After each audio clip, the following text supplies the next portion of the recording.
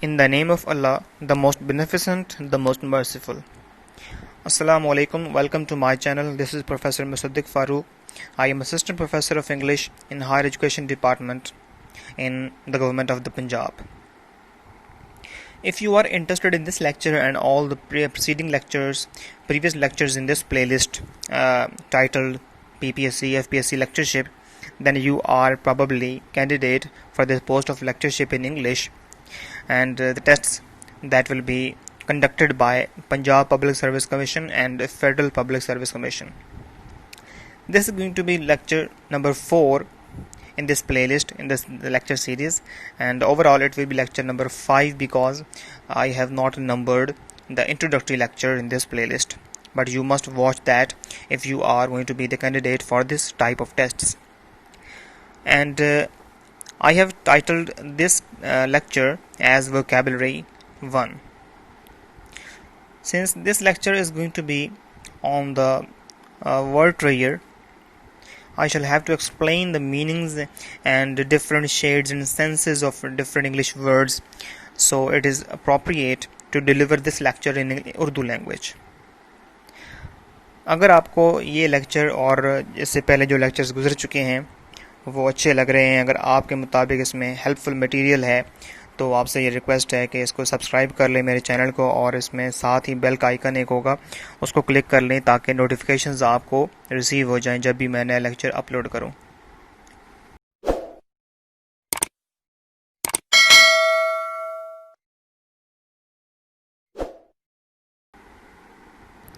तो main lecture पर जाने से पहले थोड़ी सी बात वोकैबुलरी के बारे में कर लेते हैं कि मैंने इस पे लेक्चर क्यों बनाया।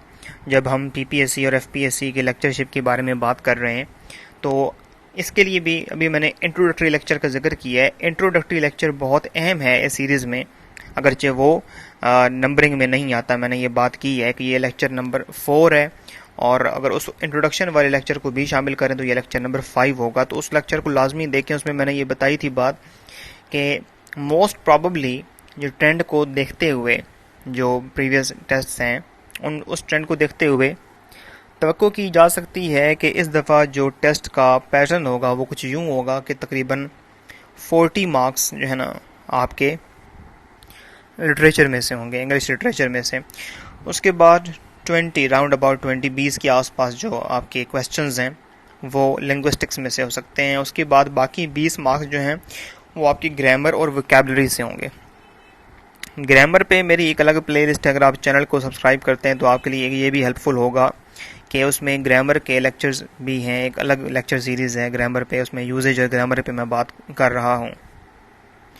तो 40 marks English literature, 20 marks English linguistics, उसके बाद 20 मार्क्स वोकैबुलरी एंड ग्रामर पे होंगे, और बाकी जो 20 मार्क्स हैं वह जनरल नॉलेज पे होंगे। ये मोस्ट एक्सपेक्टेड जो आपका पैटर्न है वो इस तरीके से हो सकता है।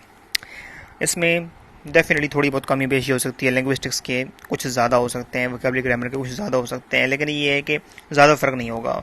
+- 4 और 5 से ज़्यादा आप देख लीजिएगा कि नहीं होगा। जो जनरल नॉलेज है वो फिक्स है, वो 20 मार्क्स का ही होगा। बाकी में जो है ना वो कमी बेशी हो सकती है, +- 4 और 5 से ज़्यादा आप देखेंगे कि इंशाल्लाह नहीं होगा। उससे अगली बात जो है वो ये है, वोकैबुलरी जो है वो आपके ओवरऑल नॉलेज को इंक्रीज़ करने में कितनी हेल्पफुल हो सकती है और कितना इसका रोल है। तो इसका रोल इंडिस्पेंसिबल है, नागुज़ीर है, आप इससे किनारा नहीं कर सकते। मुमकिन नहीं है कि आप वोकैबुलरी को इन्हेंस किए बगैर एक अच्छा लिटरेचर का स्टूडेंट या लिंग्विस्टिक्स का स्टूडेंट बन सकें। और ओवरऑल भी देखें, जब आपके पास मास्टर्स डिग्री है इंग्लिश लैंग्वेज में या इंग्लिश लिटरेचर में, तो मुआशरे में आपका इमेज यही होता है। आपसे अक्सर देखें किस तरह के सवालात किए जाते हैं। लोगों को जब ये मालूम हो कि आप ने मास्टर्स कर रखा है या एमफिल कर रखा है इंग्लिश लिटरेचर में, इंग्लिश लिंग्विस्टिक्स में आपकी डिग्री है, तो आपसे ज़्यादातर सवालात, किसी को मुश्किल वर्ड लगेगा वो आपसे पूछेंगे, ग्रामर का कोई पॉइंट होगा वो आपसे पूछेंगे, ठीक है, वो आपसे आपके मार्क्स नहीं पूछेंगे, वो इस तरह की बातें आपसे पूछेंगे उनके मुताबिक आपकी वोकैबुलरी एक कॉमन पर्सन से ज़्यादा रिच है और आपकी ग्रामर जो है उस पर ग्रिप आपकी आम आदमी से ज़्यादा है। ये उनकी एक्सपेक्टेशन होगी।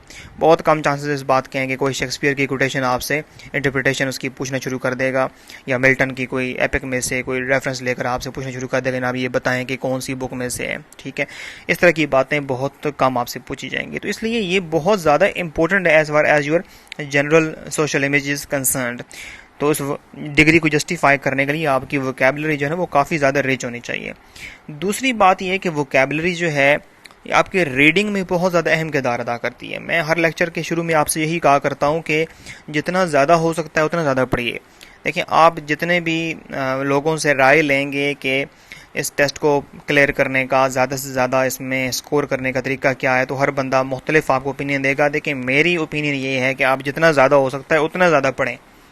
ठीक है जी, तो जितना ज़्यादा पढ़ेंगे उसमें देखें, अगर आप लेट से एक पूरी बुक पढ़ लेते हैं, उसका 1/4 या 1/3 इतना तो आप रिटेन कर ही लेंगे अगर आप उसको तवज्जो से पढ़ते हैं। तो नेक्स्ट एक और बुक पढ़ते हैं, उसका भी 1/3 1/4 आप रिटेन कर लेंगे। ये मैं मिनिमम की बात कर रहा हूँ, एटलीस्ट आप इतना रिटेन कर ही लेंगे। आप बुक्स पढ़ते चले जाएंगे, आप देखें बुक्स के थोड़े से भी पार्ट्स अगर आप रिटेन करते चले जाएं, किसी बुक में कोई चीज़ अच्छी लिखी होगी, किसी बुक में कोई चीज़ अच्छी लिखी होगी, किसी एज के बारे में आपको ये बुक पसंद है तो किसी एज के बारे में आपको वो बुक पसंद है, तो उसे रिटेन करते करते आपका जो नॉलेज है वो इतना बन जाएगा कि आप ऑटोमेटिकली कंफर्टेबली इस तरह के टेस्ट आपके लिए बाएं हाथ का खेल बन जाएंगे, आपके लिए एक चाइल्ड्स प्ले बन जाएंगे, बच्चों का खेल बन जाएगा। ये आपको मैं यकीन दिलाता हूँ। इधर उधर की बातें जो हैं वो आप ठीक है उसको भी आप फॉलो ज़रूर करें, मतलब आप मुख्तलिफ ये आप कहा जाएगा मुख्तलिफ जगहों पे जनाब कि हर चीज़ जो आपके पास आती है उसको ना पढ़ें। मेरी राय ये है कि आप हर चीज़ जो आपके पास आती है उसको पढ़ें, जितना हो सकता है पढ़ें। इससे फ़ायदा ये होगा कि आपकी वोकैबुलरी भी इंक्रीज़ होगी और उसके बाद आपका रिटेन करने का जो स्टेमिना वो भी बढ़ता जाएगा, आपका जो नॉलेज ऑटोमेटिकली वो भी इंक्रीज़ होता जाएगा। देखें, कामयाबी की तरफ कोई शॉर्टकट जो है वो नहीं आपको लेके जा सकता। अगर आप कामयाब होना चाहते हैं तो यकीन करें आपको उसके लिए डेफिनेटली स्ट्रगल करनी पड़ेगी, आपको एफर्ट तो करनी पड़ेगी। और इसमें कंपटीशन भी बहुत ज़्यादा होगा कि ये अब तकरीबन 3 साल से ज़्यादा अर्सा हो चुका है इसकी पोस्ट एडवर्टाइज़ नहीं हुई इस पोस्ट के लिए, लेक्चरशिप के लिए, तो इसमें बहुत ज़्यादा कंपटीशन होगा। आप देखें 3 साल में कितने बैचेस जो हैं मुख्तलिफ यूनिवर्सिटीज़ से, इवन पोस्ट ग्रेजुएट कॉलेजेस से भी आ चुके हैं। कुछ प्राइवेट कैंडिडेट्स भी डेफिनेटली इसमें शामिल होंगे, तो कंपटीशन बहुत ज़्यादा होने वाला है, इसलिए आप थोड़ा सा इसमें इस बात को रियलाइज़ करें। तो रीडिंग करने की तरफ जो माइल होना है वो उसमें जो कोताही है, जो सुस्ती है, वो कई वजूहात की बुनियाद पर हो सकती है। इसमें 2 बहुत प्रोमिनेंट हैं। एक ये है कि आपकी हैबिट डेवलप नहीं है। अगर आप पढ़ना शुरू करते हैं, आप जल्दी बोर हो जाते हैं, आप पढ़ना शुरू करते हैं, थक जाते हैं और आपको लगता है कि फोकस नहीं हो पा रहा, तो ये रीडिंग हैबिट ना होने की वजह से है बेसिकली। और आप रीडिंग हैबिट डेवलप कर लें तो ये सारी चीज़ें ख़त्म हो जाएंगी। आपको हेडेक भी नहीं होगा, बोरियत भी नहीं होगी, आपको टायर्डनेस भी फील नहीं होगी। एक बहुत बड़ी रुकावट रीडिंग की तरफ माइल ना होने की ये भी है रुकावट कि वोकैबुलरी आपकी अच्छी नहीं है।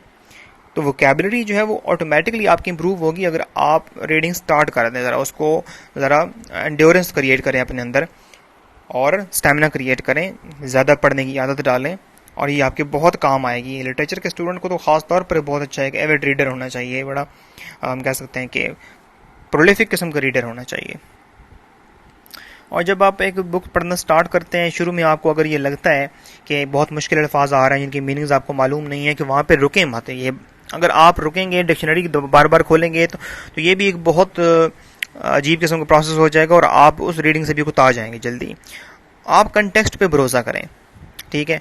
और 2 चीज़ें जो है ना वो बड़ी आसान सी हैं। एक तो कंटेक्स्ट, मतलब एक कंटेक्स्ट से मुराद ये है कि उस लफ्ज़ के आसपास मौजूद जो अल्फाज हैं वो सेल्फ एक्सप्लेनेटरी होंगे और उस लफ्ज़ का मीनिंग मोस्ट प्रॉबेबली आपको बता देंगे। समटाइम नहीं भी बताते, उसमें फिर एक वर्ड को थोड़ा सा देखें, जो लॉन्गिश वर्ड्स होते हैं वो गेस करना ज़रा ज़्यादा आसान होते हैं। आमतौर पे वो आपको उसकी रूट तरफ, अगर अगेन मॉर्फोलॉजी की तरफ मैं रेफ़र करूँगा, जिस तरह प्रीवियस लेक्चर में मैंने रेफ़र किया था कि मॉर्फोलॉजी अगर आपने पढ़ी है तो उसमें आप देखेंगे इन्फ्लेक्शनल मॉर्फोलॉजी और डेरिवेशनल मॉर्फोलॉजी। ठीक है, स्टडी ऑफ मॉर्फीम्स में हम ये पढ़ते हैं। तो डेरिवेशनल में हम देखते हैं कि एक लफ्ज़ को हम बहुत तवील बना सकते हैं। एक लफ्ज़ आपने ज़रूर पढ़ा होगा, उसका हमने एनालिसिस भी किया होगा, एंटी डिसएस्टैब्लिशमेंटेरियनिज्म। देखें वर्ड कितना लेंथी है, लेकिन अगर आपको एस्टैब्लिश का मतलब पता है, एस्टैब्लिशमेंट का मतलब पता है, तो एंटी डिसएस्टैब्लिशमेंटेरियनिज्म जो है ना वो डेफिनेटली आपको परेशान नहीं करेगा। तो लॉन्गिश वर्ड जो है ना वो निस्बतन ईजी होते हैं, रिलेटिवली ईजी होते हैं उनको गेस करना। आप वर्ड रूट को देखें, उसके कंटेक्स्ट को देखें, तो आपको मोस्ट प्रोबेबली बता देंगे। अगर नहीं भी मालूम हुआ है तो वो उसको स्किप करें, डिक्शनरी मत खोलें उस लफ्ज़ को देखते हुए। हो सकता है कि वो किसी और ऐसे कंटेक्स्ट में इस्तेमाल हो कि वहाँ पर वो अपना मीनिंग बता दे, तो बस पढ़ते चले जाएं, पढ़ते चले जाएं। अगर आपको थोड़ी बहुत समझ नहीं आती शुरू में, रीडिंग हैबिट डेवलप करने के लिए ज़रूरी है कि आप बस पढ़ते चले जाएँ, ये बात जहन में रखें। और स्पीकिंग में भी ऐसा ही है, अगर आपकी स्पीकिंग कमज़ोर है तो आप ये मत सोचें कि आप सही बोल रहे हैं या गलत बोल रहे हैं। शुरू में बात है फ्लुएंसी डेवलप करना, तो फ्लुएंसी जो है ना वो स्पीकिंग में और रीडिंग में दोनों में डेफिनेटली ज़रूरी है। फ्लुएंसी आप डेवलप कर लेंगे ऑटोमेटिकली आप उसमें मास्टर होते जाएंगे। ये एक ऐसी चीज़ है जो प्रैक्टिस है, और practice makes a man perfect. अब वोकैबुलरी जो है ना वो कई तरह से आपके पेपर में आ सकती है, तो मैंने इसमें काफ़ी वैरायटी क्रिएट करने की कोशिश की है। इस टेस्ट के अंदर मुख्तलिफ जगहों से मटेरियल मैंने हासिल किया और उसको आपके सामने लाने की कोशिश की। बाकी आप ज़्यादा बेहतर तरीके से बताएंगे मुझे अगेन कमेंट सेक्शन में, और आप मुझसे अगेन कॉन्टैक्ट कर सकते हैं फेसबुक पर भी, और वहाँ पर आप अपने सजेशंस बता सकते हैं कि किस तरीके से आपको बेहतर अंदाज में समझ आ रही है। और ये भी है कि पेपर्स में एग्जैक्ट अगेन कोई बताया तो जाता है कि वोकैबुलरी आएगी और ग्रामर आएगी, लेकिन ये नहीं बताया जाता कि वोकैबुलरी किस तरीके से आएगी। जितने मुमकिन तरीक़ों से आ सकती है वो सारे मैंने यहाँ पर एम्प्लॉय किए हैं, इस्तेमाल किए हैं, और आप उनमें देखेंगे कि आपको हेल्प ज़रूर उनमें मिलेगी। और एक और बात, एक सजेशन मुझे आई थी एक लेक्चर में कि मैं जस्ट एक जो स्लाइड्स हैं वो चला के उसके बाद जो करेक्ट आंसर्स हैं उनको सर्कल कर दिया करूं, पॉइंट आउट कर दिया करूं, तो इससे जो हमारा लेक्चर वो शॉर्ट हो जाएगा। उसमें थोड़ा सा कबाहत मुझे ये महसूस होती है कि अगर एक्सप्लेनेशन ना की जाए तो उस टेस्ट का जो प्रॉपर पर्पस होता है वो पूरा नहीं हो पाता मेरे ख्याल में। कि मैं जब तक ये ना बताऊं कि बाकी 3 गलत क्यों हैं, क्योंकि आपके जहन में हो सकता है जो एक गलत आंसर आपने अगर चूज़ किया है तो उसकी जस्टिफिकेशन आपके जहन में, अगर तुक्का नहीं है, वो तुक्का है तो फिर उसकी जस्टिफिकेशन आपके जहन में नहीं हो सकती। लेकिन अगर आपने उसको सोच समझ के चूज़ किया है फिर भी वो गलत है तो उसकी जस्टिफिकेशन तो आपके माइंड में होगी। अब उस जस्टिफिकेशन को क्लियर करना, गलत साबित करना, मैं बताता हूँ, अगर मैं ना बताऊँ कि ये गलत क्यों है तो फिर उसका वो फ़ायदा नहीं होने वाला। इसलिए मेरे ख्याल में ये बेहतर है कि आपको थोड़ा सा डिटेल से बता दूं कि ये आंसर इसका करेक्ट है तो करेक्ट क्यों है, और जो गलत है वो गलत क्यों है। ठीक है जी। तो इसमें चूँकि ये पहला लेक्चर है वोकैबुलरी का, अगेन आप सजेशन दे सकते हैं कि क्या इसके ये बेहतर होगा कि मैं स्लाइड चला दूँ म्यूज़िक के साथ और आप उसमें गेस करें, उसके बाद में उसके आंसर दूँ, या फिर जिस तरह अभी मैं चला रहा हूँ, अभी मैं ये करूँगा कि एक थोड़ा सा टाइम आपको बोलने के बाद दूंगा, चंद सेकंड्स का जस्ट टाइम, 4 to 5 सेकंड्स, उसमें आप गैस कर लेंगे और उसके बाद मैं आपको हर वर्ड का मीनिंग बता दूंगा। ओके, क्वेश्चन नंबर 1 जो है, अब ये सेंटेंस कंप्लीशन की फॉर्म में पहले 4 क्वेश्चंस, पहले इसमें तकरीबन 15 से 20 क्वेश्चंस हो सकते हैं इस तरह के मेरे इस लेक्चर में। तो इसको कहते हैं सेंटेंस कंप्लीशन। सेंटेंस कंप्लीट नहीं है, इसमें कहीं ना कहीं एक चीज़ छोड़ दी गई है और उस ब्लैंक प्लेस के लिए आपने इन गिवन ऑप्शंस में से एक ऑप्शन चूज करना है। Okay, the dash of the tyrants behaviour shocked all. Tyrant जालिम को बोलते हैं, रवैया, जालिम के रवैये ने सबको हक्का बक्का कर दिया, चौंका दिया, सब बहुत ज़्यादा, सबको धचका लगा कि ऐसा इतना जालिम आदमी कैसे हो सकता है। तो what kind of the tyrant. अब ये तो पार्ट्स ऑफ स्पीच का इल्म आपको बेसिकली होना चाहिए। पार्ट्स ऑफ स्पीच बहुत अहम है वोकैबुलरी के लिहाज से। अब देखिए इस स्लॉट के अंदर गौर करें तो नाउन ही आ सकता है, ये बात याद रखें, क्योंकि डेफिनेट आर्टिकल आपके पास मौजूद है, आर्टिकल नाउन्स के साथ आता है, तो यहाँ पे नाउन होना चाहिए सबसे पहली बात ये। और अगेन यहाँ पे मॉर्फोलॉजी का जो आपका नॉलेज है वो बड़ा अहम होगा, डेरिवेशनल मॉर्फोलॉजी का, कि कौन कौन से जो वर्ड्स हैं वो किस तरह की तरीके से एंड होते हैं, और उन एंडिंग्स को देखकर हम कैसे गेस कर सकते हैं कि ये नाउन है या एडजेक्टिव है या वर्ब है, एंड सो ऑन। अब ये फ्यूटाइल लफ्ज़ है, फ्यूटाइल का मतलब क्या होता है, बेकार, बेफायदा, और ये एक एडजेक्टिव है, तो ये स्लॉट में ये नहीं आ सकता। स्केप्टिकल, ये एक ऐसा पर्सन होता है जो कि शक करता है, हर चीज़ पर शक की निगाह से देखता है उसको, तो ये भी एडजेक्टिव है और ये भी यहाँ पे नहीं आ सकता। और स्क्रैपलेस, स्क्रैपलेस का मतलब बाज़मीर इंसान, एक ऐसा शख्स जो कोई काम करे तो अगर वो गलत कर रहा है तो उसके अंदर से उसको खुद फील हो कि मैं ये काम गलत कर रहा हूँ, तो ये भी एडजेक्टिव है। और ये बात याद रख लें कि ओ यू एस ये एक खास ऐसी एंडिंग है जो कि एडजेक्टिव ही आपको देती है। स्क्रैपलेस एंड नेक्स्ट लफ्ज़ है ग्रीगेरियस।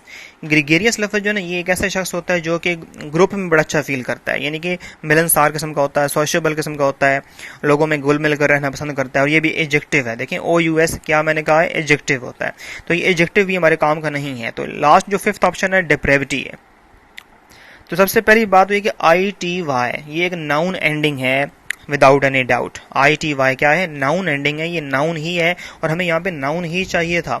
तो यहाँ पे डिप्रेविटी, डिप्रेव का मीनिंग होता है बुरा, बहुत बुरा, और इस पर बुरा असर हो और दूसरों पर भी जो बुरा असर डाले, डिप्रेविटी उससे निकला है। ये डिराइव्ड वर्ड है, तो डिप्रेव से डिप्रेविटी, और ये नाउन है और हमें नाउन ही चाहिए था। तो हमारा करेक्ट ऑप्शन ये 5 ही है यहाँ पर, देखें डिप्रेविटी, राइट। बाकी सारे ऑप्शंस क्या हैं, गलत हैं। नेक्स्ट क्वेश्चन की तरफ जाएं। इन क्रॉसिंग द रूबिकंड, अब लेट्स से आपको रूबिकंड का नहीं मालूम, तो ये प्रॉपर नाउन है, आप आर कैपिटल देख रहे हैं, प्रॉपर नाउन है। अगर क्रॉस करने की बात हुई है तो most probably it is a road और रिवर, तो ये एक रिवर की बात हो रही है, Rubicon. Julius Caesar made a dash decision. अब ये कहें मेड आ डैश। अब मैंने आपको ये बताया कि यहाँ पर डेफिनेट आर्टिकल या इनडेफिनेट आर्टिकल, आर्टिकल जो भी हो नाउन के साथ इस्तेमाल होता है। यहाँ पर देखिए नाउन का स्लॉट आपको लग रहा है, लेकिन थोड़ा सा ये गौर से देख लें कि आ डिसीजन नाउन इसके साथ ऑलरेडी मौजूद है, तो यहाँ पे नाउन के साथ एक ऐसा स्लॉट है जहाँ पे हमें एडजेक्टिव चाहिए। Decision, what kind of decision, किस तरह का फैसला उसने किया। अब आपने एडजेक्टिव यहाँ पे तलाश करना है। ओके, फर्स्ट ऑप्शन है जी एक्रीमनी। एक्रीमनी का मतलब है तलखी, कड़वाहट। लहजे में जो एक बिटरनेस होती है, लहजे में जो तलखी और कड़वाहट होती है, उसको हम बोलते हैं। तो ये नाउन है एक्रीमनी, और हमें यहाँ पर नाउन नहीं चाहिए, क्या चाहिए, एडजेक्टिव चाहिए, ये नहीं हो सकता। एक्सटॉल ये तो वर्ब है, इसका मतलब होता है किसी की बहुत ज़्यादा तारीफ करना। इनहेरेंट ये एडजेक्टिव है, इनहेरेंट का मतलब है जिबिल्ली, पैदाइशी, बाय बर्थ, एडजेक्टिव है ये, और हमें यहाँ पे एडजेक्टिव चाहिए, लेकिन मीनिंग्स यहाँ पे आ इनहेरेंट। ये भी देख लें कि इनहेरेंट ये ना एक वावल से स्टार्ट हो रहा है, और अगर ये होता तो फिर आ ना होता, एन होता, इसलिए ये थर्ड भी ऑप्शन यहाँ पे ठीक नहीं है। मोमेंटस, मोमेंटस का मतलब होता है वेरी इंपॉर्टेंट, बहुत अहम, एडजेक्टिव है और मीनिंग्स के लिहाज से भी यहाँ पे सूटेबल है कि made a moments decision. Julius Caesar ने रूबिकन रिवर को पार करते हुए एक बहुत ही अहम फैसला किया। लेकिन एक ऑप्शन जो कि हमारा बाकी, और मैं आपको ऑलरेडी बता चुका हूं कि ऑप्शन सारे पढ़ लेने चाहिए। नेक्स्ट ऑप्शन हमारे पास मौजूद है जी लेगेसी। लेगेसी क्या होती है, विरासत, एक शख्स जो कुछ छोड़ जाता है अपने जानशीनों के लिए, उसको हम लेगेसी बोलते हैं। तो इसमें आप देख सकते हैं कि सिर्फ फोर्थ ऑप्शन जो है ना वो हमारा दुरुस्त है, बाकी ऑप्शन दुरुस्त नहीं है। तो ये फोर्थ ऑप्शन हमारा क्या होगा, ठीक होगा, बाकी सारे गलत ऑप्शन हैं इसमें। ओके, नेक्स्ट क्वेश्चन हमारे पास है जी, with this training device you can experience dash flying. अब फ्लाइंग ये एक जेरेंड है, नाउन ही है, यहाँ पे हमें एडजेक्टिव चाहिए होगा। ही is not attentive, his interest is merely dash. अब ये दो डिफरेंट जो सेंटेंसेस हैं उनको यहाँ पे अमेलगमेट कर दिया गया है, कंबाइन कर दिया गया है। अगर चाहिए this should have been separate question, any how इसको जरा डील करते हैं। With this training device you can experience dash flying. यहाँ पे पहले यहाँ पे इसको देखते हैं फ्लाइंग तक, right. Experience dash flying, what kind of flying, peripheral flying. Peripheral means जो साइड पे रहे, एक सेंट्रल, एक पेरिफेरल जो है ना ये एक एडजेक्टिव है, और अगर चाहे फ्लाइंग के लिए इस्तेमाल हो सकता है कि फ्लाइंग हमने क्या कहा है, जेरेंड है, नाउन है, इससे पहले क्या आना चाहिए था, एडजेक्टिव आना चाहिए था, और पेरिफेरल डेफिनेटली एक एडजेक्टिव है, लेकिन इसकी मीनिंग्स जो है ना ये यहाँ पे फ्लाइंग के लिए मुनासिब नहीं है। पेरिफेरल क्या है, सेंट्रल का एंटोनिम है, सेंट्रल मरकजी, पेरिफेरल जिसका ताल्लुक अतराफ से ज़्यादा हो। Undulation, undulation means movement just like a wave, wave like movement, और ये ION ये एक नाउन की एंडिंग, और हमें नाउन नहीं चाहिए स्लॉट पर, ये तो हो ही नहीं सकता। हैपहैज़र्ड ये एडजेक्टिव है, और ये यहाँ पर पार्ट्स ऑफ स्पीच के लिहाज से तो मुनासिब है। मीनिंग्स इसके चेक कर लेते हैं। हैपहैज़र्ड जो है इसका मतलब है बेतरतीब, राइट। इसकी कोई, अगर कोई फ़र्ज़ करें जो मॉलिक्यूल्स की मूवमेंट है किसी भी मैटर के अंदर, वो उसको हम हैपहैज़र्ड कहते हैं। गैस में ख़ास तौर पर उनकी कोई ख़ास एक सिमत नहीं होती, जहाँ पर उनको स्पेस मिले वहीं पे वो मूव करते रहते हैं। कन्वर्ज इकट्ठा हो जाना, और सिमुलेटेड, सिमुलेटेड का मतलब होता है, सिमुलेट का मतलब होता है नकल करना, राइट, और सिमुलेशन नकल होती है, कॉपी होती है। तो सिमुलेटेड हो सकता है। अगर देखें ई डी लगा हुआ है, अगर आपको वर्ब लग रहा होगा, लेकिन ये एक पार्टिसिपल है, इसको पास्ट पार्टिसिपल बोलते हैं ट्रेडिशनल ग्रामर में। पास्ट पार्टिसिपल जब एडजेक्टिव के तौर पे इस्तेमाल हो सकता है। तो यहाँ पे जो फिफ्थ वन है यहाँ पे मुनासिब रहेगा, राइट। यहाँ पे फिफ्थ ऑप्शन हम इंसर्ट कर देंगे। ये मैंने ब्लैंक में इसलिए यहाँ पे लिखा है इस जगह पे, क्योंकि हमें यहाँ पे दो ऑप्शन चूज करना है। एक तो सिमुलेटेड यहाँ पे दुरुस्त है। He is not attentive, next है his interest is merely, merely means only, वो मुतवज्जे नहीं है, उसकी दिलचस्पी क्या है, बेतरतीब है, हो सकता है पैदल, हम मीनिंग्स आप देख चुके हैं, बेतरतीब हो सकती है, या अतराफ में ज़्यादा है, पेरिफेरल इंटरेस्ट है। तो यहाँ पे बेहतर ऑप्शन है जो लग रहा है वो हैपहैज़र्ड ही है, इसकी कोई सिमत ना हो, बेतरतीब, डिसऑर्गेनाइज्ड, तो इस लिहाज से इसको भी हम चूज़ कर लेंगे यहाँ पे, और जो हैपहैज़र्ड है यानी कि नंबर 3 है वो यहाँ पर आ जाएगा। ओके, नेक्स्ट क्वेश्चन जो है ना उसमें लिखा है the humour of cartoonist Gary Trudeau is often what. अब यहाँ पे ह्यूमर के लिए हमें कोई एडजेक्टिव चाहिए, राइट। ये एक सब्जेक्ट कॉम्प्लीमेंट का स्लॉट है, और सब्जेक्ट कॉम्प्लीमेंट की जगह पर या नाउन आ सकता है या एडजेक्टिव आ सकता है, और इनकी जो रिलेटेड क्लॉजेज हैं या फ्रेजेस हैं वो आ सकते हैं। यहाँ पे हमें कोई एडजेक्टिव चाहिए जो कि इस ह्यूमर को मॉडिफाई करे। द ह्यूमर ऑफ कार्टूनिस्ट, कैसा है ह्यूमर इसका, सैटिरिकल है, तंजिया है, इंसिपिड है, इसका मतलब होता है बेजायका, टेस्टलेस। यूलोजी का मतलब होता है कोई ऐसी तकरीर या राइटिंग जिसमें बहुत ज़्यादा तारीफ़ की गई हो। वर्बोस, जिसमें बहुत ज़्यादा अल्फाज का इस्तेमाल किया गया हो। और वैसिलेशन, ये एक कन्फ्यूजन की कैफियत होती है जिसमें आप दो या ज़्यादा ऑप्शंस में डिसाइड करना चाह रहे हैं और आपसे डिसाइड ना हो पा रहा हो। तो आप इसमें देख रहे हैं ज़्यादा जो सूटेबल ऑप्शन है हमारे पास, ऐसा लग रहा है कि ये सैटिरिकल ही है, और यही यहाँ पर हम चूज़ कर लेंगे। नेक्स्ट क्वेश्चन है जी, all the dash of his friends could not remove the sting, sting डंग बोलते हैं किसी बिच्छू का, या किसी और भेड़ हो सकती है, कोई भी इस तरह काटने वाली चीज़, उसके डंग को स्टिंग बोलते हैं। Bite of the calumny heaped upon him by his enemies. अब कॉलमी का क्या मतलब है, इसका मतलब इल्ज़ामात और बोतान, ठीक है, इसकी बौछार, इल्ज़ामात की बौछार, बोतानों की बौछार, उस पर इल्ज़ामात लगाए गए, उसको बुरा कहा गया, उसको उस तरह की स्पीच को हम कॉलमी बोलते हैं। यानी कि उसके दोस्तों की क्या चीज़ ऐसी थी कि जो कि उस पर की गई तनकीद, उसका ढेर लगा दिया गया था उसके दुश्मनों ने। उसको मज़ीद आसान करें, उसके दुश्मनों ने उस पर इल्ज़ामात और बोतान की बौछार कर दी थी, और इस बौछार को उसके दोस्तों की कोई भी ये चीज़, हम कह सकते हैं, ख़त्म ना कर सकी। इंसिपिड हम पहले देख चुके हैं, इसका मतलब क्या होता है, बेजायका कोई चीज़। पोपोरी, जिसमें टी साइलेंट है, पोपोरी का मतलब है a group of similar persons, एक जैसे लोगों का ग्रोह। ओके, सोलेमनिटी संजीदगी को बोलते हैं। यूलोजी अभी मैं बता कर आया हूँ प्रीवियस क्वेश्चन में आपको, ये एक ऐसी तकरीर या राइटिंग जिसमें बहुत ज़्यादा तारीफ़ की गई हो, और वर्बेटिम का मतलब होता है लफ्ज़ ब लफ्ज़।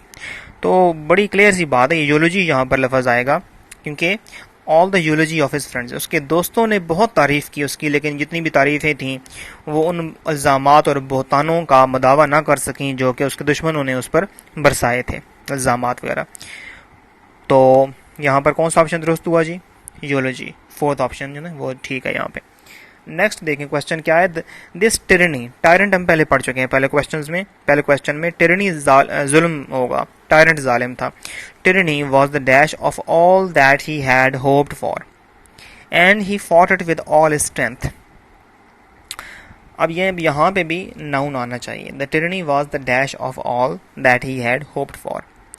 मैग्नानिमस, शान शौकत से भरपूर। टर्स, कंसाइज, जामे, मुख्तसर, अल्फाज के चुनाव और इंतखाब और इस्तेमाल में बहुत ज़्यादा कंजूसी से काम लेना, लेकिन तारीफ़ी लिहाज से। एंटीथीसिस, उलट, ऑपोजिट। इम्यूटेबल, म्यूटेशन एक लफ्ज़ होता है, म्यूटेशन का मतलब होता है चेंज। ठीक है, जीन में, बायोलॉजी में ये लफ्ज़ इस्तेमाल होता है कि फ़लाँ के जनरेशन में जीन्स में म्यूटेशन पैदा हो रही है, चेंज पैदा हो रहा है। तो म्यूटेशन से म्यूटेबल जो चेंज हो सके, और इम्यूटेबल जो चेंज ना हो सके। और सिनिस्टर, कोई बुरी चीज़ या कोई ऐसी चीज़, ऐसी बात, कोई ऐसा वाक़या जिससे आपको लग रहा हो कि कुछ बुरा होने वाला है इसके बाद। तो कौन सा यहाँ पे दुरुस्त रहेगा? Antithesis, right. This tyranny was the antithesis of all that he had hoped for. जिस तरह की उसने उम्मीद की थी, ये जुल्म उसके बिल्कुल उलट था। आप देख लें, इसके अलावा जो है आपको यहाँ पर कोई भी सूटेबल नहीं लगेगा। तो 3 जो है यहाँ पे इसका ठीक है। आप वीडियो पॉज करके देख सकते हैं और उसमें कमेंट सेक्शन में मुझे बता सकते हैं कि अगर आपको लग रहा है कि कोई और ऑप्शन दुरुस्त है। तो scientist are constantly seeking to discover the dash laws of nature. अब यहाँ पर भी आपको लग रहा है नाउन होगा, नहीं, ऐसा नहीं है, क्योंकि लॉज नाउन ऑलरेडी मौजूद है। इस नाउन के लिए हमें एक एडजेक्टिव चाहिए। किस तरह के कवानीन? ठीक है, साइंसदान are constantly seeking to discover, कोशिश कर रहे हैं कि दरियाफ्त कर सकें कुदरत के कौन से कवानीन, कैसे कवानीन, लॉज। तो बेनल, बेनल लफ्ज़ ऐसा कोई ऐसी चीज़, ऐसी बात जो कि असर खो चुकी हो क्योंकि उसका बार बार जिक्र किया जा चुका है, बेनल। कंप्लायंस, कंप्लाई करने का मतलब किसी चीज़ के मुताबिक चलना। ऑस्टेंटेशियस, शोई, जिसमें बहुत ज़्यादा दिखावा हो, ठाट बाट हो।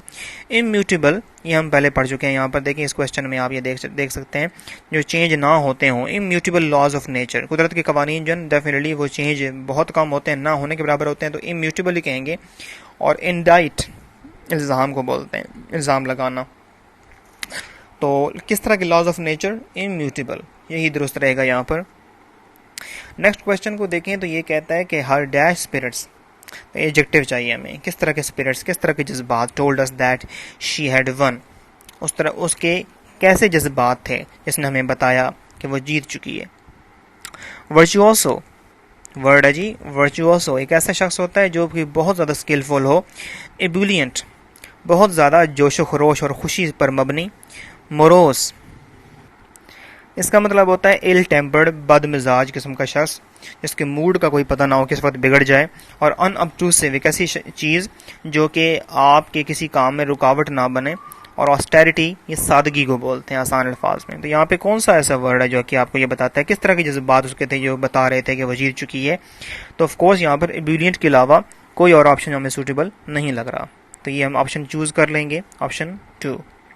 ओके, नेक्स्ट देखें जी, ये कहता है we would tell we were in serious trouble from dash of our expression, from the dash of our expression। Noun चाहिए हमें यहाँ पे। ग्रेविटी पहला वर्ड है हमारे पास, संजीदगी। एक तो ग्रेविटी होता है, कशिश शकल, डेफिनेटली यहाँ पर ग्रेविटी ऑफ आर एक्सप्रेशन, उसके अंदाज़े बयान की कशिश शकल, ज़ाहिर ये कंटेक्स्ट अलाउ नहीं करता कि इसका मतलब हम ये लें, तो ग्रेविटी संजीदगी होगा। फ्यूटाइल, बेकार, हम ये पहले पढ़ चुके हैं। डिबिलिटेट का मतलब ये वर्ब है, इसका मतलब है कमज़ोर कर देना, अगर कोई ऐसी बीमारी है जो कि आपको बहुत ज़्यादा फिजिकली कमज़ोर कर देती है। इनट्रैक्टेबल, इसका सुराग ना लगाया जा सके। और लॉर्ड का मतलब है तारीफ़ करना। तो ओके, यहाँ पे आप देख रहे हैं कि एक ऑप्शन जो सूटेबल हमें लग रहा है वो ग्रेविटी ही है। संजीदगी और भारीपन जो उसके लहजे का था वो हमें बता रहा था कि हम मुश्किल में फंस चुके थे। The old man's conversation was so dash that we could not follow it. कैसी थी बूढ़े आदमी की जो गुफ्तगू थी कि हम उसको फॉलो ही ना कर सके कि वो क्या बात कर रहा है, कभी कहीं आप देख लेना। तो पहला वर्ड है इंट्रेपिड, इसका मतलब होता है बेखौफ, निडर। निडर किस्म की गुफ्तगू थी, बड़ी निडर गुफ्तगू थी कि हम उसको फॉलो ना कर सके, नहीं हो सकता। डिसडेन का मतलब नफरत करना है, और यहाँ पे हमें एडजेक्टिव चाहिए, वह सो डैश। ठीक है जी, कन्वर्सेशन कैसी थी? सो डैश, यानी कि so good, so bad, adjective चाहिए हमें यहाँ पे। कोई मेरा कहने का मकसद ये है। डिसडेन होता है नफरत करना, ये वर्ब है।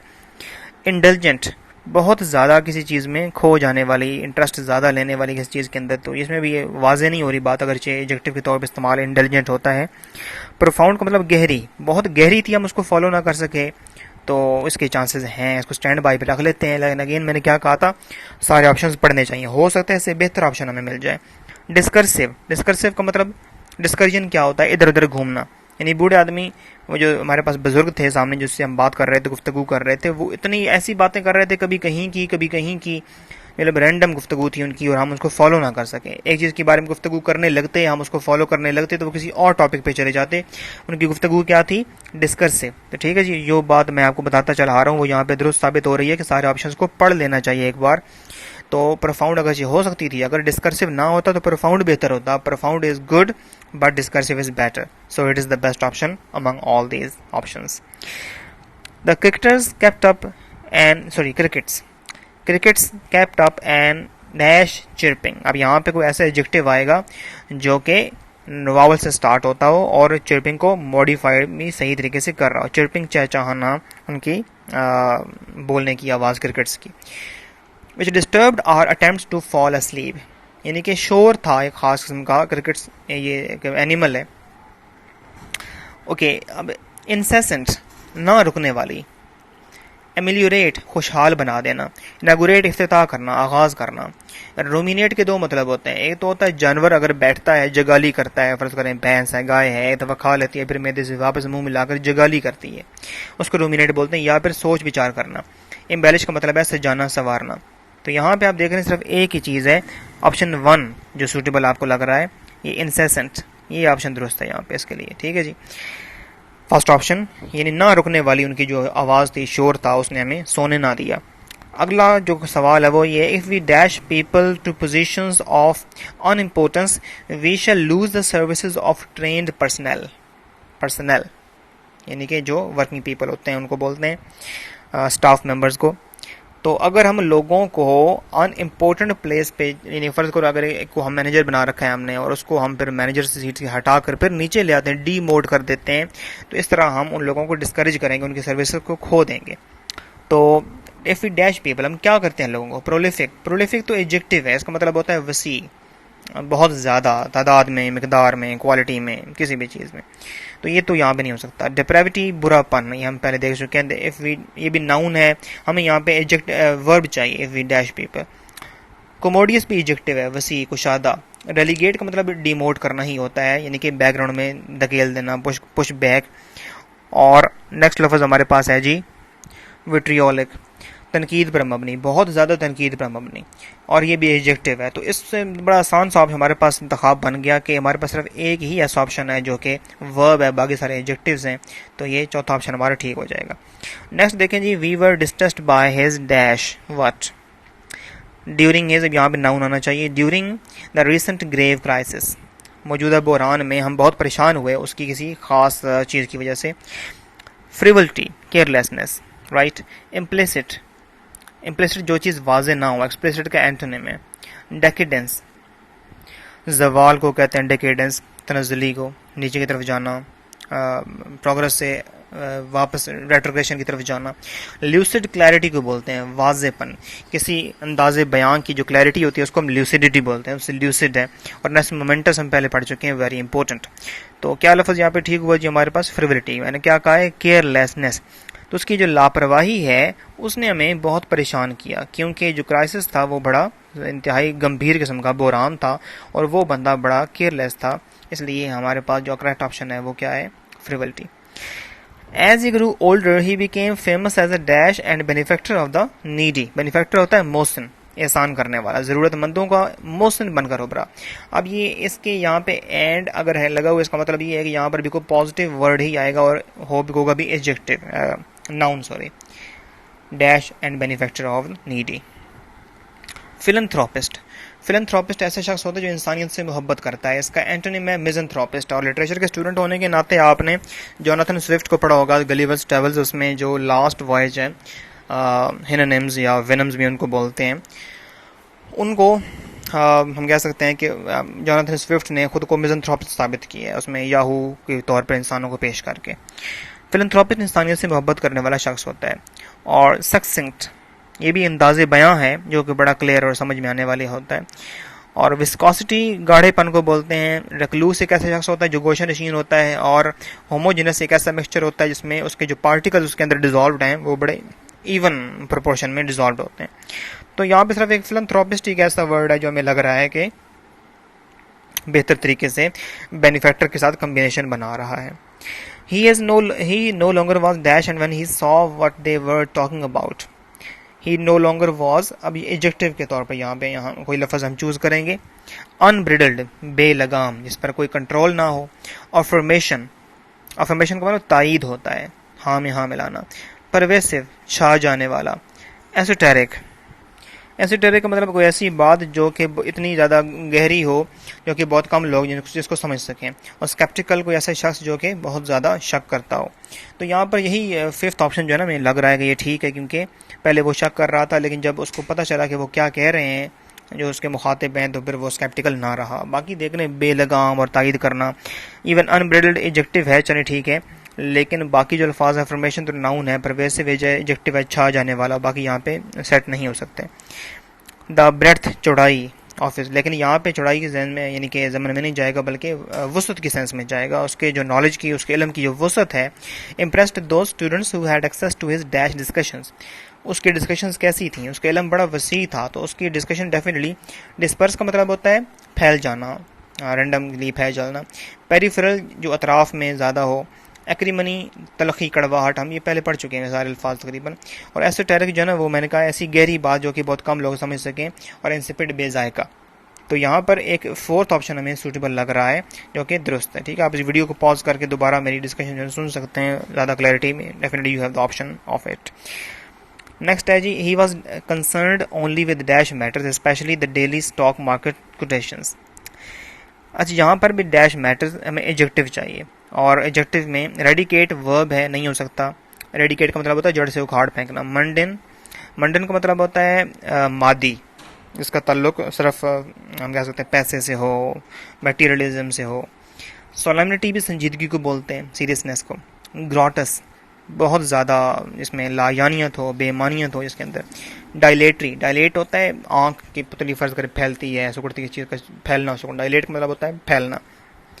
ग्रॉटस, डायलेटरी, सोलमनिटी, मंडन और रेडिकेट। तो मंडन यहाँ पे ऑप्शन सूटेबल लगता है। उसके इंटरेस्ट कैसे थे, यानी कि बड़े मादी किस्म के इंटरेस्ट थे स्टॉक मार्केट में, अगर वो इंटरेस्ट ले रहा है तो। ओवर इंटेलिजेंस, बहुत ज़्यादा किसी चीज़ में फंस जाना, मुबतला हो जाना, इंटरेस्ट लेने लग जाना, ऑब्सेशन हो जाना किसी चीज़ की। करेक्टर, और intelligence dash character as well as physical stamina. क्या करती है, वर्ब यहाँ पे चाहिए हमें, क्योंकि ओवर इंटेलिजेंस बताते खुद एक सिंगुलर सब्जेक्ट है, इसमें ऐसा वर्ब चाहिए जो कि ऐसी चाहिए, ऐसा अपने साथ ले रहा हो। कैरेक्टर को भी कुछ करती है, as well as physical stamina, और जिस्मानी तौर पर भी हमें नुकसान पहुंचाती है, डेफिनेटली नुकसान पहुंचाती होगी ओवर इंटेलिजेंस जो है। तो यहाँ पे हमारे पास ऑप्शन जो है ना, नर्चर, परवान चढ़ाना, और डिबिलिटेट, कमज़ोर कर देना। विट्रियोलिक हमने पढ़ा, इसमें बहुत ज़्यादा मूडी किस्म का शख्स, कोई तनकीद पर मबनी विट्रियोलिक होता है। और सॉब्रिटी, सोबर से संजीदगी, और कंसाइज, मुख्तसर। तो यहाँ पर वर्ब एक ही है, वो है डिबिलिटेट, यही ऑप्शन हमारा दुरुस्त होगा। बाकी यहाँ पे सारे एडजेक्टिव हैं, या एक सॉब्रिटी नाउन है। The doctor called her patient her dash because he had borne the pain of examination without whimpering, यानी शिकायत किए बगैर जो है ना उसने एग्जामिनेशन का, फिजिकल एग्जामिनेशन जो है ना उसने किया, उसका पेन को बर्दाश्त कर लिया। तो उसने पेशेंट को क्या कहा, गार्बल्ड, पहला लफ्ज़ हमारे पास है। कन्फ्यूज शख्स को बोलते हैं गार्बल्ड। डिबिलिटेट, कमज़ोर कर देना। स्टॉइक, ऐसा शख्स जो मुसीबत को, किसी मुश्किल को बड़े खंदा पेशानी से बर्दाश्त कर ले। अग्रेंडाइजमेंट का मतलब किसी शख्स की या चीज़ या नस्ल की, ख़ानदान की पावर को बढ़ाना। और पेंडिमोनियम, ये एक फस को, अफरा तफरी को बोलते हैं, लेकिन बेसिकली लिटरेचर स्टूडेंट होने के नाते जॉन मिल्टन ने ये लफ्ज़ कॉइन किया था, और उसने ये सेटन के लिए उसके फॉलोअर्स ने जो एक हॉल बनाया था, वहाँ पर उनकी मीटिंग प्लेस थी, वो उसको पेंडिमोनियम कहा गया।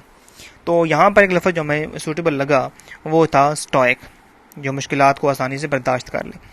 The vice president has no dash for she does a lot of important work, right, okay. Affirmation, तायद को बोलते हैं, तायद।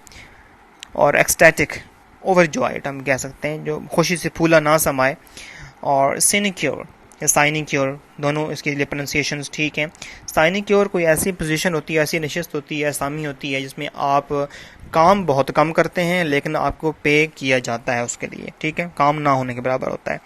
और माइजरली, कंजूस को बोलते हैं। और एक्सट्रीकेट का मतलब होता है निजात हासिल करना किसी मुश्किल चीज़ से। तो यहाँ पर साइनिक्योर एक अच्छा लफ्ज़ हमारे पास मौजूद है, यानी कि जो उसकी पोजीशन थी वाइस प्रेसिडेंट की, उस औरत की, खातून की, वो साइनिक्योर नहीं थी, क्योंकि she does a lot of important work, वो बहुत ज़्यादा काम करती। साइनिक्योर एक ऐसी पोजीशन होती है जिसमें काम ना होने के बराबर हो, उसके लिए उसको पे किया जाए।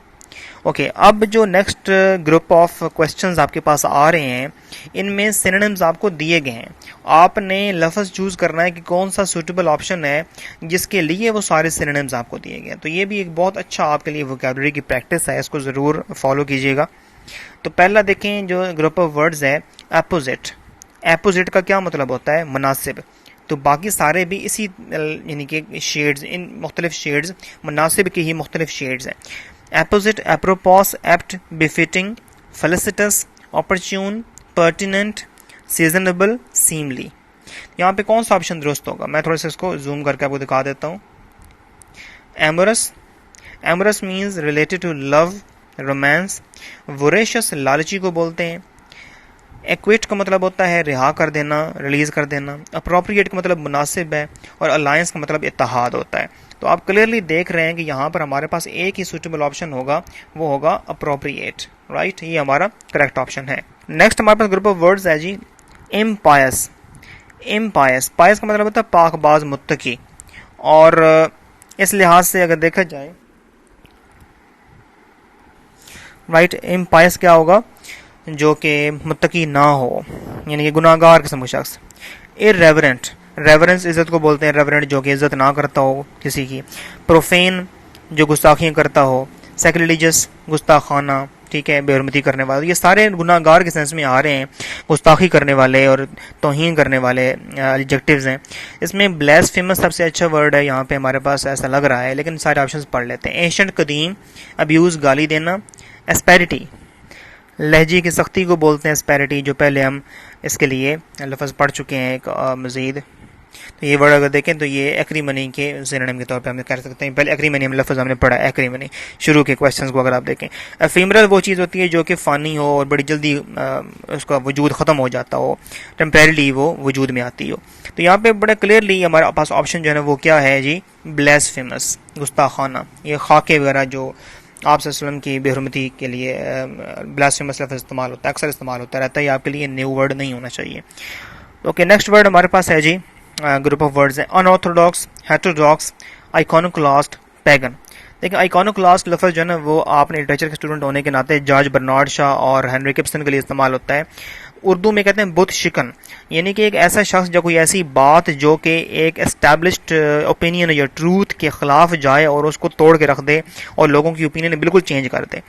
तो ऐसा लफ्ज़ जो शख्स अनऑर्थोडॉक्स भी कहलाता है, हेटेरोडॉक्स भी कहला सकता है, पैगन भी उसको कहते हैं कि वो किसी एक जानी मानी चीज़ पर यकीन नहीं रखता। उसके लिए हम ये अल्फाज तमाम इस्तेमाल करते हैं। तो नेक्स्ट लफ्ज़, अब यहाँ इसके लिए कौन सा सिनोनिम बेहतर रहेगा? एक हेरेसी है। हेरेसी भी ऐसी कोई बात होती है, कोई बोतान या इल्ज़ाम भी हो सकता है, या कोई अनऑर्थोडॉक्स बात भी हो सकती है। वोरेशियस, लालची को बोलते हैं। मिटिगेट, किसी चीज़ की सख्ती को कम कर देना। एनोनिमस, गुमनाम। और एनिमोसिटी, दुश्मनी को बोलते हैं। तो ये हेरेसी ही यहाँ पर बेहतर रहेगा, ये नाउन भी है और सूटेबल ऑप्शन हमारे पास यहाँ पे लग रहा है। Right, okay. मेस्ट्रो और प्रोडिजी, बहुत स्किलफुल शख्स, हमने पहले लफ्ज़ पढ़ा था वर्चुओसो, और मेस्ट्रो और प्रोडिजी जो है, प्रोडिजस लफ्ज़ आपने सुना होगा, बहुत देवकामत। तो प्रोडिजी एक ऐसा शख्स जो कि बहुत ज़्यादा इन्फ्लुएंशियल किस्म का शख्स हो, अपने फील्ड में बहुत ज़्यादा फॉलो किया जाता हो, उसकी इज्जत की जाती हो। तो इसके लिए हमारे पास लफ्ज़ जो है ना वो वर्चुओसो ही बेहतर रहेगा, लेकिन बाकी अल्फाज पढ़ लेते हैं। क्विट, खारिज कर देना। अब्यूज़, गाली देना। कोक्स, बहलाना, फुसलाना। एटिकेट, ये आदाब को, मैनर्स को बोलते हैं, तो यहाँ पर वर्चुओसो बेहतर रहेगा।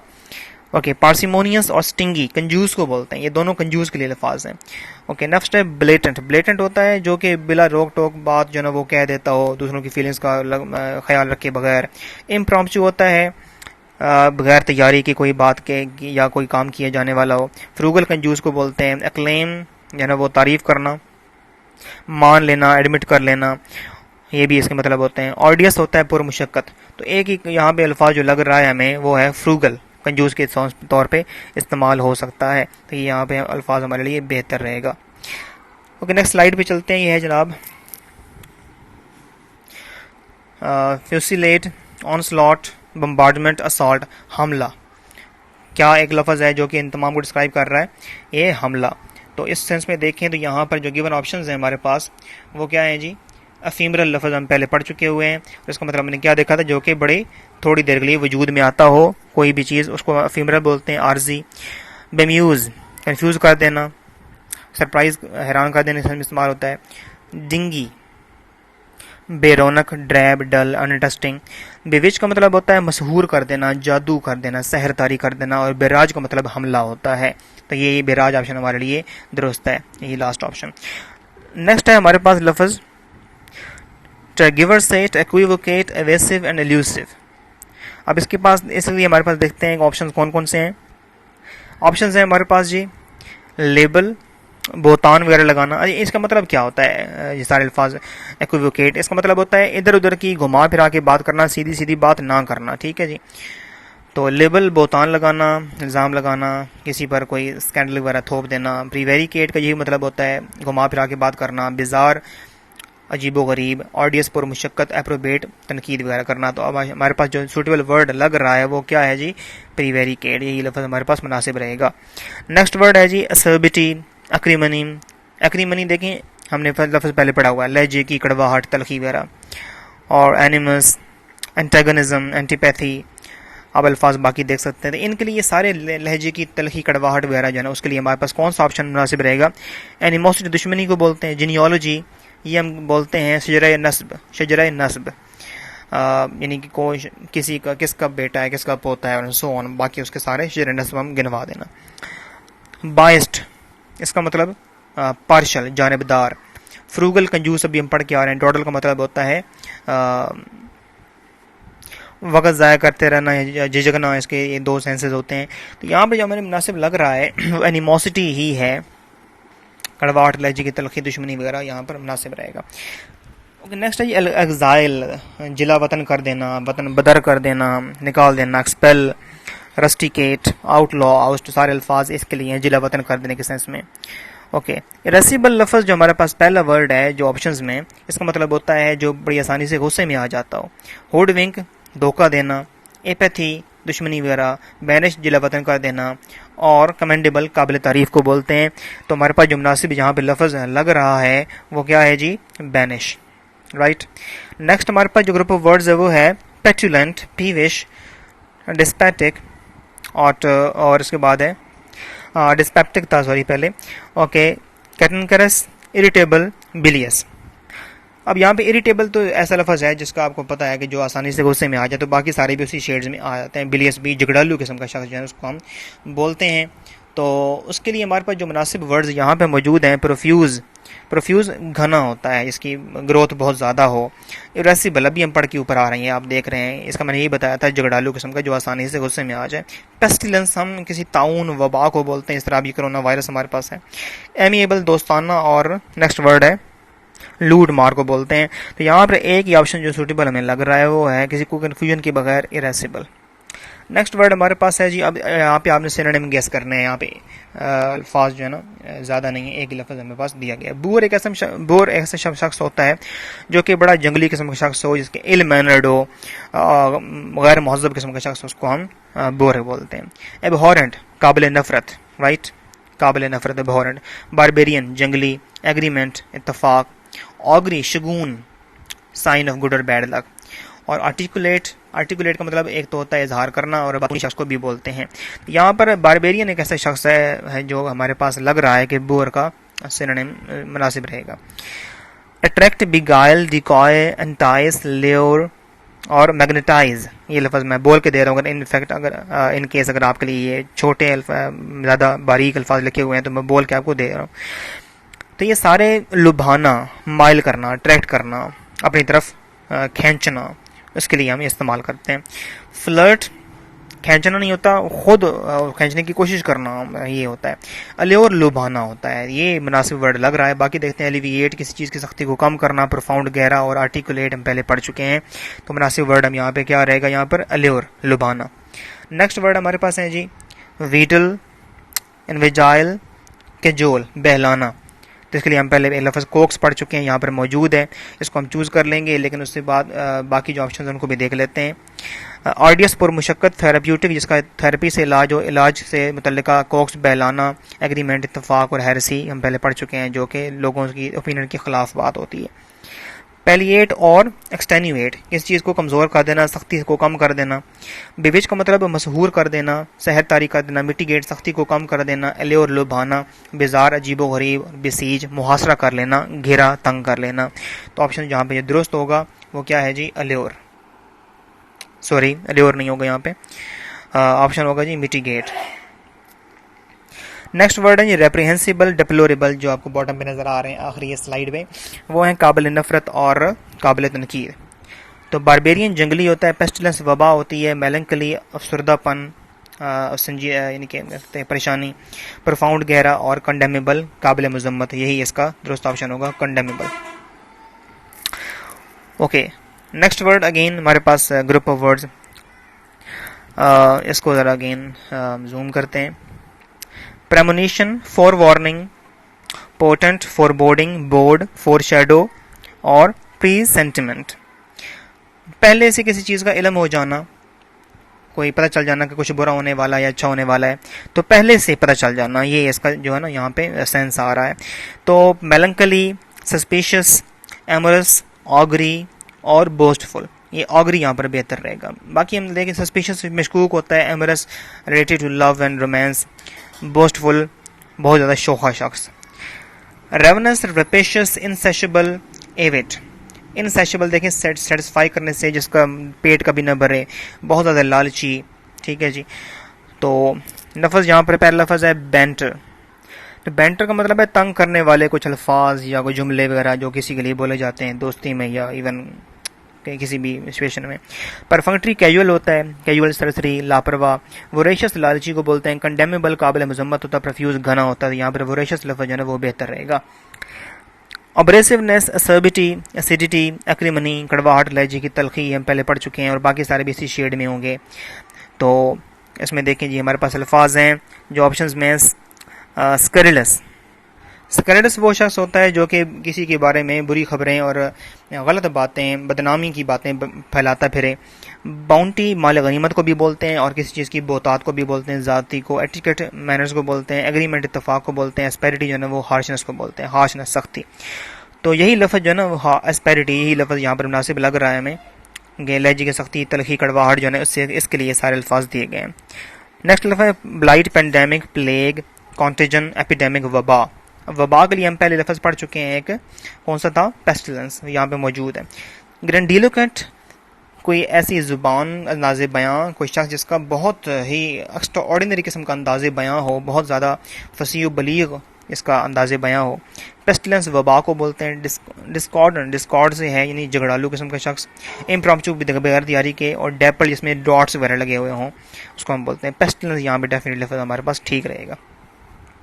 नेक्स्ट है जी डेली और लाइटर, वक्त ज़ाया करना, वहाँ खाम खा कहीं पे ठहरे रहना, बिला वजह, बेमानी, बेमकसद। बम्यूज़, अगेन कंफ्यूज कर देना। प्रीवेरिकेट, गोल मोल बात करना। बैरियर, रुकावट। एनिमोसिटी, दुश्मनी। डॉडल, वक्त ज़ाया करना। यही मुनासिब यहाँ पर रहेगा। ओके, अब अपने प्रोवर्ब चूज़ करने हैं जो कि मुनासिब आपको लगे। लेफ्ट साइड पे कॉलम जो दिया गया है उसके एग्जैक्ट मीनिंग्स कहाँ पे आपको मिल रहे हैं। ये बहुत आसान है। इसमें मैं थोड़ा सा वीडियो जो है ना वो काफ़ी ज़्यादा तूल पकड़ रही है, तो मैं इसमें जस्ट जो करेक्ट ऑप्शंस हैं वो आपको बता दूंगा। ये काफ़ी ज़्यादा इजी हैं। आपको इसमें एक आइडिया देना चाह रहा हूँ कि किस तरीके से आपके सामने वोकैबुलरी जो है और मुख्तलिफ वोकैबुलरी से रिलेटेड जो आइटम्स हैं वो पूछे जा सकते हैं। तो अब तक जो अल्फाज उनके मीनिंग्स बताना ज़रूरी थे, अब यहाँ पर जो है वो आपको क्लियरली देख रहे हैं। बड़े आसान से प्रोवर्ब्स, ज़रबुल अम्साल हैं वो आप देख सकते हैं। मैं जस्ट करेक्ट ऑप्शन जो है वो बताता जाऊँगा। Disclosing important information to the enemy और competitor could result in large losses. तो यहाँ पे जो मुनासिब ऑप्शन आपके पास रहेगा लूज लिप्स सिंक शिप्स। बड़ा आसान सा है, आपको मुश्किल नहीं होनी चाहिए। Consider possible consequences before taking actions, look before you leap. Right, there is no confusion regarding this proverb as well. Friends can be more dangerous than enemies. यहाँ पे है save me from friends, right? What looks good on the outside may not be so in the reality. All that glitters is not gold. Next is a person's character is judged by the type of people with whom they spend their time. A man is known by the company he keeps. 3. With practice things become easier, right? इसमें है all things are difficult before they are easy, ठीक है, कोई काम जब करना ना शुरू करें तो मुश्किल लगता है, वरना फिर बाद में आसान हो जाता है. If you wait anxiously for something, it seems to take a long time. Watched pot never boils. अगर चीज़ को आप लगातार देखते रहें तो इंतजार आपका तूल पकड़ जाता है. We should not try to control our destiny. Let the chips fall where they may. Right? Next है जी. Avoid regrets by taking time to think before speaking or acting angrily. इसमें फोर्थ ऑप्शन जो है ना वो ज़्यादा बेहतर रहेगा. If you are patient in one moment of anger you will avoid 100 days of sorrow और regret. We tend to forget people or things that we do not see. Out of sight, out of mind. Right. Okay. Next again अब आपने सही तरह meanings choose करने हैं, synonyms नहीं meanings choose करने हैं. ओके अगेन मैं करेक्ट ऑप्शन बताता हूँ, क्योंकि यहाँ पर जो सिनोनिम्स नहीं है इजीली आपको, यानी कि जो ऑप्शन मैं नहीं भी पढ़ूंगा आपके सामने वो वाजे हैं, बड़े आसान अल्फाज में उसकी एक्सप्लेनेशन दी हुई है हर लफ्ज़ की. तो ड्रैग नेट, जिस तरह कि आप देख रहे हैं ये नेट इसमें लफ्ज़ है, तो इसमें ये एक नेट होता है. राइट, ये ऑप्शन यहाँ पे ठीक है. यहाँ पे आपका नाउन है, a net to be drawn along the bottom of the water. Next है जी टिम्बर. टिम्बर साउंड क्वालिटी होती है, इसमें इंटेंसिटी और पिच वगैरह की अलावा बात की जाती है, तो इसमें क्वालिटी ऑफ टोन, ये यहाँ पे ऑप्शन ठीक रहेगा. ओके. टर्सेंटिनरी, सेंटिनरी 100 को बोलते हैं, तो tercentenary tertiary secondary primary secondary tertiary टर 3 को बोलते हैं, तो इसमें 300 से रिलेटेड जो है ना इसको हम टर्सेंटरी बोलते हैं, टर्सेंटिनरी. ट्रांसलेट, इसमें डेफिनेटली तर्जुमा करना को मुश्किल बात इसमें नहीं है. डोसाइल मुती फर्मा बरदार, easy to manage. Right. Next word हमारे पास है जी परसेंशेंट. पहले से पता चल जाना, प्री सेंटीमेंट जैसे पहले हमने पढ़ा है. Perceiving a feeling beforehand, again alpha option दुरुस्त है. एमिनेट नुमाया. राइट, तो यहाँ पर ये रहेगा हाई इन स्टेशन मेरिट और स्टीम. ऑपरेट, ऑपरेट का क्या मतलब है? टू पुट इन एक्शन और supervise the working of. Baffle, confuse कर देना. फॉर फ्रस्ट्रेट यहाँ पर बेहतर ऑप्शन है, बाकी आप देख रहे हैं, आप पढ़ के देख सकते हैं कि यहाँ पर कोई मुनासिब ऑप्शन यहाँ पर इसके लिए और नहीं है. और परपिचुएट, किस चीज़ को? परपिचुअल होता है दायमी. परपिचुएट किसी चीज़ को मुस्तकिल कर देना, दायमी कर देना, हमेशा के लिए उसको वजूद रहने देना, तो इसको दायमी कर देना. यहाँ पर कौन सा बेहतर रहेगा? टू प्रिजर्व, बचाना, महफूज रखना. फ्रॉम एक्सटिंक्शन, मादूम होने से, और ऑब्लिवियन या भुला दिए जाने से. ओके, काफ़ी ज़्यादा लेंथी लेक्चर हो गया था हमारा, लेकिन इसमें देखें इसमें कोई चीज़ मतलब फालतू या बेमानी नहीं थी. आप देख रहे थे काफ़ी ज़्यादा इसमें आपको मटेरियल जो है वो हेल्पफुल लगा होगा, आप देख सकते हैं. तो इसमें अगेन कोई सजेशंस अगर हों तो आई विल वेलकम देम. और till the next lecture, goodbye, take care.